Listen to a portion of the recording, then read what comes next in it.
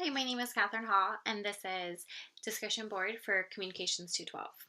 In this day and age, people travel all over the world on a daily basis. We are constantly being exposed to new air, water, and environments. Anyone can wake up in one portion of the earth, buy a quick plane ride, and go to any other place on this planet. Although vaccinations help alleviate the chances of obtaining infectious disease, there's always a chance it can happen, since vaccinations typically work in herds anyway. For infections like malaria, there have been treatments found, including one daraprim.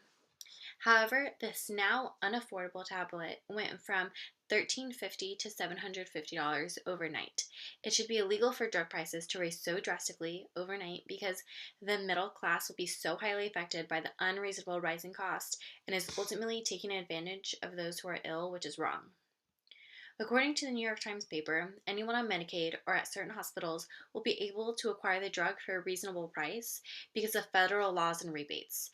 However, anyone from a private insurer, mainly the middle class, will not be able to afford the retail price. According to CBSNews.com, anyone using this drug for a year over 132 pounds will end up paying over $634,000, which is incredibly unjust to the vulnerable patient. This is going to result in seeking other therapies which haven't been proven to be as effective. It is morally wrong to take advantage of someone who needs medical attention but cannot afford it. It's ridiculous how much healthcare already costs, but when medicine is so expensive for something that used to be so much cheaper, it is obvious that we are being taken advantage of. Though some may say that this particular drug, which has been around for over 60 years, is priced more around the range of drugs for rare diseases, it is wrong to price something so out of reach for personal profit.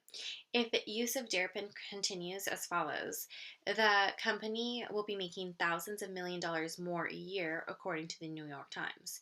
This is entirely outrageous and selfish of them.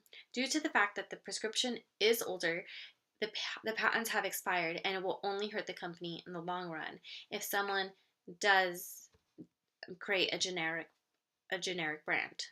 Ultimately, it shouldn't be acceptable to literally prey on the weak and sick.